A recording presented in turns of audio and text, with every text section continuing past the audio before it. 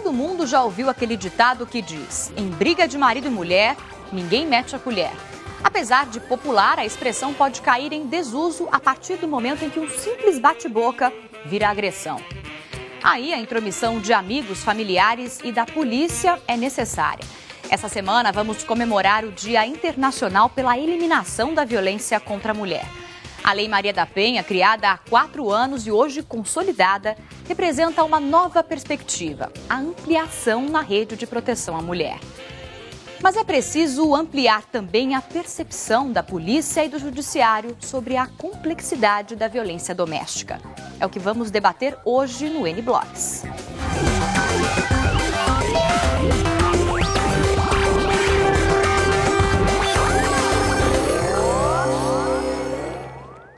Olá, N-Blogs ao vivo aqui na Record News para todo o Brasil. A Lei Maria da Penha trouxe avanços no combate aos crimes de violência doméstica. Entre janeiro e junho deste ano, a Central de Atendimento à Mulher registrou 112% a mais de chamadas do que no mesmo período em 2009. Com o apoio da Justiça, as vítimas se encorajaram e, finalmente, os agressores começam a ser punidos. Mudanças no Código Penal dão agora outro tratamento, tanto para os agressores como para elas. Antes, a mulher até vinha à delegacia dar queixa contra o marido, mas quando ele era condenado, geralmente recebia como punição o pagamento de uma cesta básica. Com a Lei Maria da Penha, crimes contra a mulher passaram a ser bem mais graves. O agressor agora pode parar aqui, na cadeia. Se ela não disser, eu quero processar o meu agressor, ela pode ter 20 boletins de ocorrência registrados que eles não virão para o judiciário, não virão para o Ministério Público. Eles vão servir para quê, então? Só para nada, só para estatística. A Lei 11.340 de 2006 também é chamada de Lei Maria da Penha, uma homenagem a Maria da Penha Fernandes, que se tornou símbolo da luta contra a agressão às mulheres. A lei traz avanços. O homem que bate pode ser preso em flagrante. A mulher não pode voltar à delegacia para retirar a queixa. E quando há risco, o juiz pode determinar medidas de proteção. Nesses casos, o homem é até proibido de se aproximar da mulher. Tudo isso tem levado a vítima a ter coragem de ir até a delegacia e se sentir também amparada pelas autoridades, né? Central de Atendimento à Mulher, boa tarde, posso ajudar? As denúncias aumentaram nos últimos anos. Em 2009, mais de 400 mil mulheres relataram agressões pelo telefone 180, o serviço da Secretaria Especial de Políticas para as Mulheres. Ele não é um disque denúncia, ele é uma central de informação e orientação. Então a mulher vai ter informação sobre toda a legislação, sobre os seus direitos, de como proceder, de que forma ela pode proceder para buscar ajuda. A gente vai falar desse assunto tão delicado que atinge milhares de mulheres no Brasil com a delegada Rosemary Correia, presidente do Conselho Estadual de Condição Feminina, que está com a gente aqui no estúdio. Por telefone, eu vou falar com Maria da Penha Maia Fernandes, cuja história inspirou o nome da Lei de Prevenção à Violência contra a Mulher no Brasil. A nossa blogueira convidada de hoje é Sofia Camargo, do portal R7, que tem dicas de órgãos e leis que garantem os direitos de mulheres no momento de uma separação. Delegada Rose, obrigada pela participação aqui no N-Blogs. Eu queria começar falando sobre essa complexidade da agressão doméstica. Diferente de você ser agredido na rua, durante um assalto, é tão complexo para quem é agredido quanto é para as autoridades tratarem do assunto? Sem dúvida nenhuma. O nosso maior problema é fazer com que as autoridades entendam que a agressão que acontece dentro de casa, que é feita pelo marido ou pelo companheiro, talvez seja muito mais grave, traga muito maior consequência do que aquela que acontece numa discussão de rua, onde alguém, de qualquer maneira, acaba agredindo. Você está numa discussão de trânsito, claro. Aí, de repente, você briga com outro motorista, ele agride você. O problema da violência doméstica, ela envolve a relação de amor, ela envolve filhos, ela envolve formação de família. Nós somos formados dentro da nossa família. Então, o que você vai aprender num lugar onde só existe violência? E nós ainda temos uma dificuldade muito grande de fazer com que as autoridades entendam a dificuldade e, vamos dizer, a gravidade que é esta violência que acontece dentro de casa. Que a violência da rua, ela não começa na rua, ela começa em casa.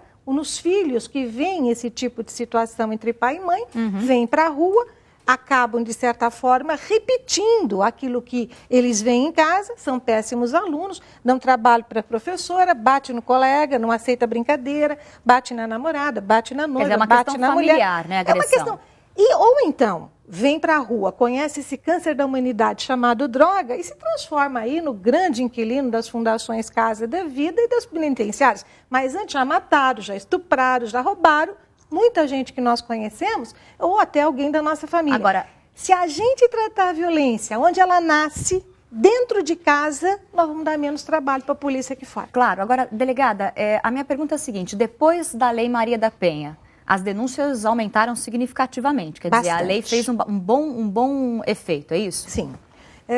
Nós sempre tivemos um número grande de denúncias. Quando nós iniciamos o nosso trabalho da Delegacia da Mulher em 1985, nós chegávamos a atender 200, 300 mulheres por dia. Na grande maioria, casos de lesão corporal, de agressão física. Em 95, com a edição da Lei 9.099, que acabou punindo o agressor da mulher com a cesta básica, houve um retrocesso. Porque a mulher deixou de confiar no trabalho da delegacia, porque quando ela conseguia fazer uma denúncia e que, por acaso, o marido era condenada a pagar a cesta básica. Houve um retrocesso no trabalho. Uma condenação muito baixa, né? Aliás, não era nem condenação. Não era o quê? O que era aquilo, né? Piada. Piada. Tem razão, piada. Agora, com a Lei Maria da Penha, que, a meu ver, é uma das leis mais completas que nós temos de atendimento à violência doméstica e familiar. Ela define o que é violência, ela dá os tipos de violência, ela diz aonde essa violência acontece, ela dá os papéis de cada ator desse círculo, qual é o papel da polícia, qual é o papel do judiciário, qual é o papel da defensoria. Ela fala de medidas de proteção, ela fala na criação dos juizados especiais de violência doméstica, que é o local onde você tem uma equipe multidisciplinar para dar o atendimento total à mulher. Ela fala, inclusive, no tratamento do agressor, mas não no sentido de, olha, vamos fazer um favor para ele. Não, como pena.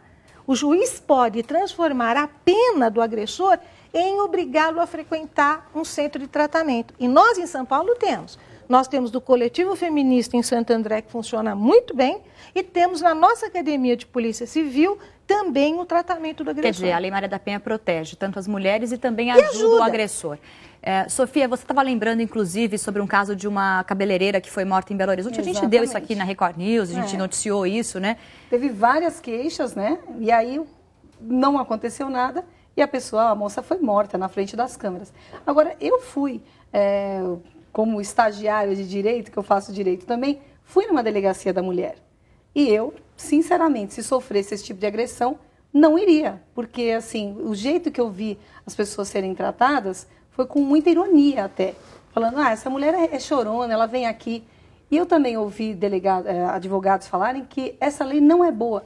Porque a pessoa vai lá, a mulher reclama, mas depois, na hora que ela descobre que o marido vai ser preso, então ela fala, então eu não vou reclamar. Essa é a complexidade, né, da questão, né, doutora? Olha, então vamos por partes, né?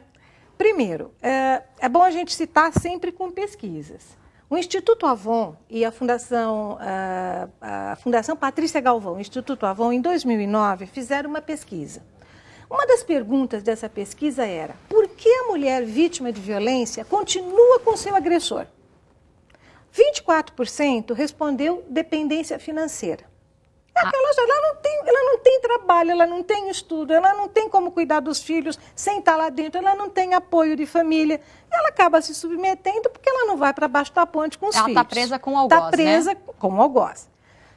21% dependência emocional. Quando ela casou com este homem, ele não batia, ele era um bom marido, foi um bom pai, sempre tratou bem o filho. De repente, não se sabe por que teve uma virada e ele passou a ser violento. Ou deu sinais e ela não percebeu, né? Mas a maior parte das vezes ele é muito bom até que ele fica mal. Né? Muda de repente. Muda de repente. Quando ela procura um apoio não para ele ser preso. Ela procura o apoio para que ela possa ser ajudada por terceiros a tentar trazer de volta aquele homem que ela conheceu. Então, quando ela chega à delegacia, não é o ponto, é a porta de entrada dela. Claro. Então, você tem que ter, quem atende, quem faz o primeiro atendimento, tem que ter a noção de que sentiu que essa mulher não quer que o marido vá preso e não quer um processo, um inquérito policial. Então, encaminha para um centro de referência da mulher que nós temos, encaminha para um atendimento psicológico, que tem várias ONGs que faz isso. Só que o que acontece? Não fazem isso e dizem que a mulher chorando. Agora, então, como quebrar o ciclo da violência doméstica? Será que existe volta numa relação que chegou ao limite das agressões físicas? Agora você acompanha a história de duas mulheres que sentiram na pele essa dor. Como pode uma mão que te faz carinho, a mesma mão te agredir? A mesma boca que te beija, te ofender. As ameaças acontecem todos os dias, por carta, e-mail, telefone. Alô? Nani. Fala. Quando você volta pra casa? O que você quer comigo? Nani, eu vou matar você quando você sair daí, Elaine. Elaine vive rodeada de documentos que não serviram para protegê-la. São mais de 10 boletins de ocorrência e uma decisão da justiça que proíbe o ex-marido de chegar perto ou entrar em contato. O agressor esteve preso 3 vezes, mas foi solto por falta de provas. Livre, voltou para bater e estuprar a mulher. Que eu falei pro promotor, você vai esperar minha mãe chegar com o meu corpo na sua sala ou eu chegar com o corpo do meu filho para ter provas suficientes de que o Michel tá cometendo todos esses crimes? Bem longe dali, encontramos essa professora que revive o drama da violência doméstica. Ela apanhava do primeiro e agora é agredida pelo atual parceiro. Eu já sou uma pessoa sofrida, uma pessoa que batalha, uma pessoa que tem vontade de encontrar alguém. Então não precisa disso. Quer dizer, uma situação bastante dramática, bastante difícil para várias mulheres no Brasil. Agora, doutora, dá para dizer que depois da lei as punições ficaram mais severas e mais rápidas? Sem dúvida. Antes da lei, não se podia prender em flagrante, não se podia decretar prisão preventiva. Hoje a lei permite que o delegado prenda em flagrante, ou permite que, se ele for ameaçar, se ele atrapalhar o processo, se ele descumprir medida judicial, seja solicitada uma prisão preventiva. Então não há dúvidas que a lei ficou mais severa, que a lei ficou mais rigorosa. Quantos anos de prisão? Hoje vai de 6 meses a 3 anos. Então permite a prisão preventiva e permite o flagrante. Antigamente era 3 meses a 1 ano. Ok. A gente vai para um rápido intervalo agora. Na volta, a Sofia Camargo vai falar sobre o volume financeiro da Bovespa, a maior da história, e mais sobre os direitos das mulheres no momento de uma separação. Continuamos com o bate-papo com a delegada Rose. Fique com a gente. Até já.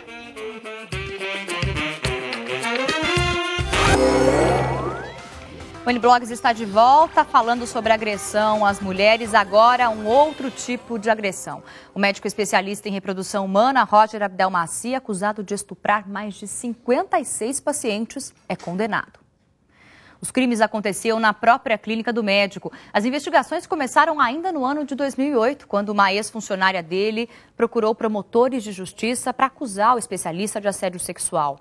Entre agosto e dezembro do ano passado, o médico chegou a ficar detido, mas conseguiu autorização para esperar o julgamento em liberdade. Hoje ele foi condenado a 278 anos de prisão. Porém, a decisão desta terça-feira ainda cabe recurso e o médico poderá aguardar em liberdade nova decisão da Justiça. Mais de 200 anos de prisão ainda pode aguardar em liberdade? Pode, porque a primeira instância agora ele vai recorrer, depois se perder, vai recorrer para o tribunal e assim nós vamos encostando. Você quer ver mais do que o Pimenta Neves? É um exemplo clássico. É um exemplo clássico.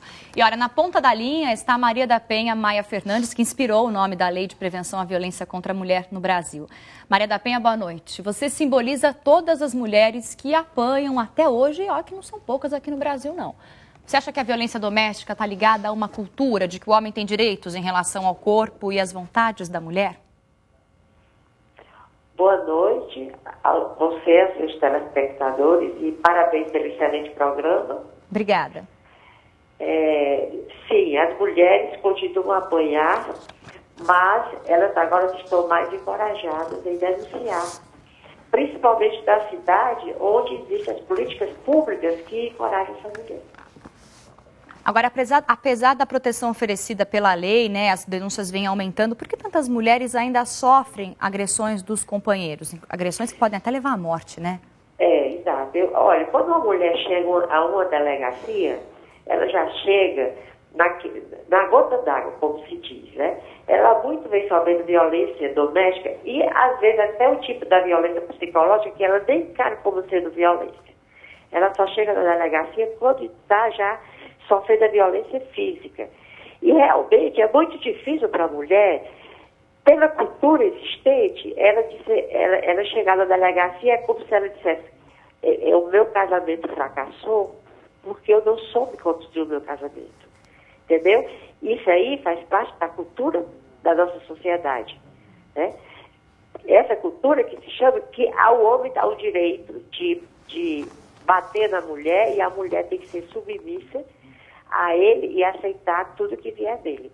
E isso a gente está precisando desconstruir, e a Lei Maria da Penha veio para desconstruir isso e para informar a mulher que ela tem direito de viver sem violência.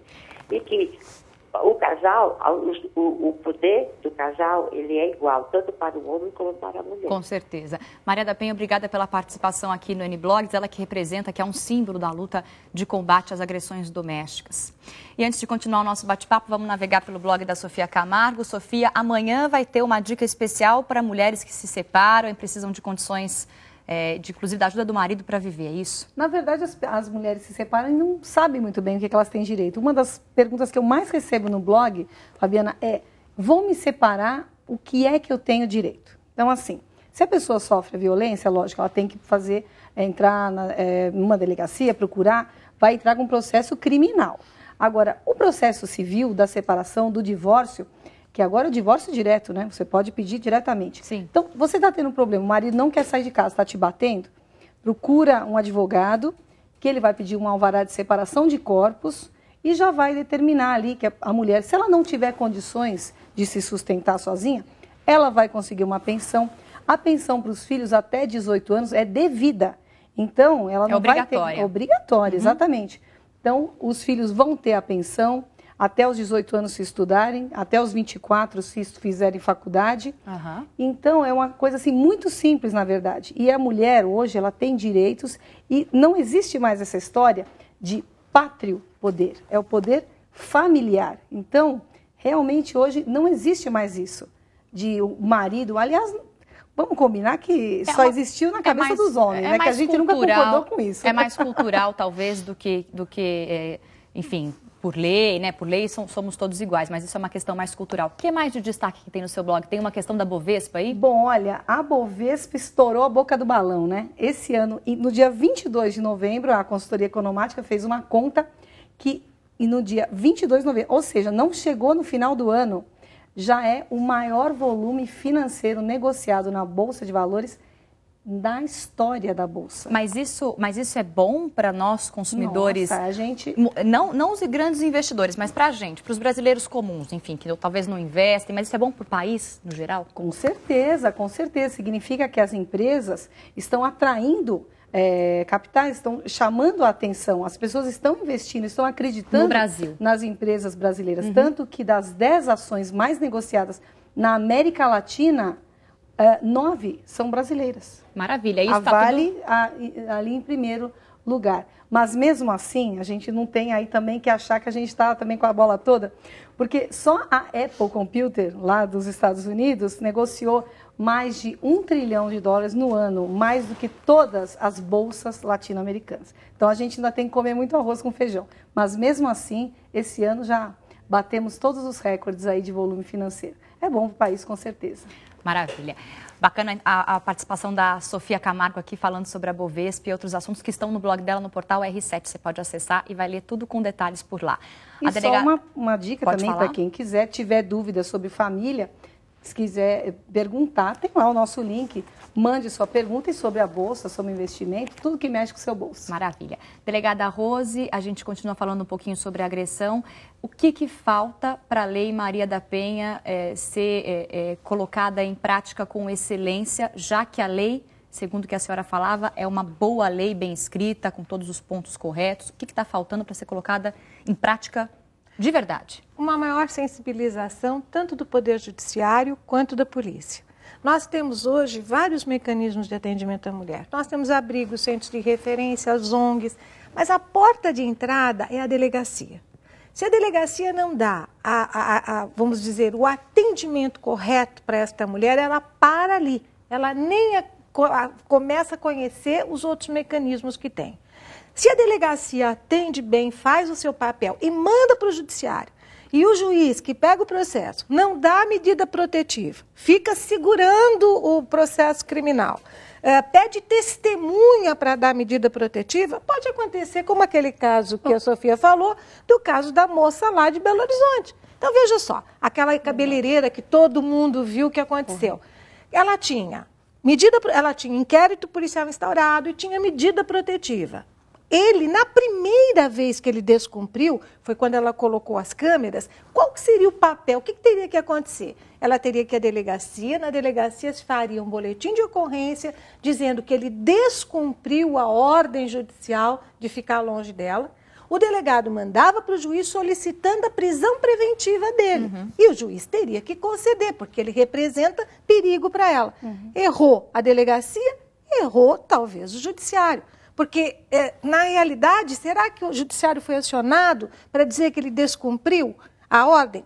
Eu sei que procurou, porque a gente tem notícias dela ter procurado. Tem os boletins registrados. Então, veja, se não tiver a sensibilidade no atendimento, primeiro da porta de entrada da delegacia, depois a compreensão do judiciário, você sabe, foi punido um juiz agora, recentemente, o juiz foi no afastado. Conselho Nacional, foi afastado, porque ele deu uma sentença dizendo que a Lei Maria da Penha era coisa do diabo, que a mulher não tinha direito. Então, graças a Deus, o Conselho Nacional de Justiça agiu rapidinho e ele foi afastado. Com certeza. Mas nós temos um juiz numa cidade do interior de São Paulo que simplesmente diz: eu não aplico a Lei Maria da Penha. Para mim, a Lei Maria da Penha não existe. Então, e também está sendo averiguado. Então, as instâncias superiores têm que checar isso daí e fazer um policiamento melhor do que está acontecendo em outras cidades do Brasil.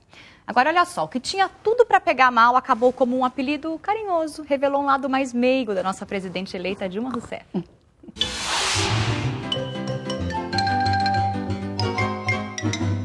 Na última reunião do Diretório Nacional do PT, a presidente eleita arrancou risadas da plateia ao assumir oficialmente o nome dado aos seus colegas de partido. Nós hoje não temos o último membro dos Três Porquinhos, o companheiro Palocci. Dilma Rousseff se refere a Antônio Palocci, José Eduardo Cardoso e José Eduardo Dutra. Eles ganharam o título carinhoso de os Três Porquinhos do PT. Eu adotei, porque era simples, né? Você falava, onde estão os Três Porquinhos? É mais fácil de falar assim. O título é de autoria de representantes do PMDB que queriam denegrir a imagem dos três principais assessores políticos. Mas, deixando de lado a visão dos opositores, a própria presidente acabou por assumir a nomenclatura durante a maratona da campanha presidencial. Afinal, viu no apelido algumas verdades. E acredito que os Três Porquinhos foram muito bem sucedidos na coordenação da minha campanha. Mas se tivermos que continuar a ler essa fábula, fica uma pergunta no ar. Quem ou qual partido se candidata ao papel de lobo mau?